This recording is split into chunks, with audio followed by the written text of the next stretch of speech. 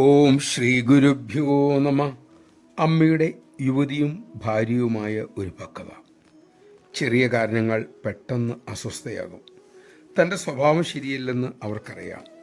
തൻ്റെ സ്വഭാവം മൂലം ഭർത്താവും വിഷമിക്കുന്നുണ്ട്. അതിലവർക്ക് വിഷമവും ഉണ്ട്. പക്ഷേ തിരുത്താൻ ശ്രമിച്ചിട്ടും വിജയിക്കുന്നില്ല. കുറ്റബോധം കനത്തപ്പോൾ അമ്മയോട് പറയാൻ തന്നെ തീരുമാനിച്ചു. എന്ത് വിഷമമുണ്ടെങ്കിലും അവർ അമ്മയോട് പറയും. അങ്ങനെ ഒരിക്കൽ അവസരം കിട്ടിയപ്പോൾ അമ്മയോട് തൻ്റെ ആ ഭയങ്കരമായ പ്രശ്നങ്ങൾ അവർ പറഞ്ഞു. അമ്മ സശ്രദ്ധം കേട്ടു. പിന്നെ അരുളി, ശാന്തമാകൂ. അതൊരു കൽപ്പനയായിരുന്നു. അതിനുശേഷം അമ്മയ്ക്കരികിൽ ഇരുത്തി. അമ്മ ദർശനം തുടർന്നുകൊണ്ടേയിരുന്നു. ഇടയ്ക്കിടയ്ക്ക് ആ മകളെ കരുണയോടെ ഉറ്റുനോക്കി. കുറച്ചു കഴിഞ്ഞു ദർശനം നിർത്തി.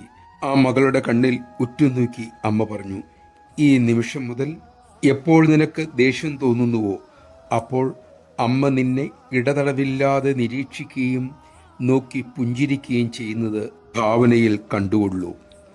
അമ്മയുടെ ആ അരുൾപ്പാട് അവരുടെ ഹൃദയത്തിൽ ആഴ്ന്നിറങ്ങി. അമ്മ ഉറ്റുനോക്കുന്നൊരു ചിത്രം ഉള്ളിൽ അപ്പോൾ തെളിഞ്ഞു വന്നു. അമ്മ തന്നെ സദാ നിരീക്ഷിക്കുന്നുണ്ടെന്ന് ഉറപ്പായി. അവർ അമ്മയുടെ കൽപ്പന ശീലിച്ചു. അത്ഭുതകരമായ മാറ്റം ജീവിതത്തിൽ അതോടെ ആരംഭിക്കുകയും ചെയ്തു. നമഃശിവായ. ഓരോ മക്കളെയും കരുണാമൂർത്തിയായ അമ്മ സദാ ഉറ്റുനോക്കുന്നുണ്ട്. അതറിഞ്ഞ് ഓരോ കാര്യങ്ങളും ചെയ്യാൻ നമുക്ക് ശ്രമിക്കാം.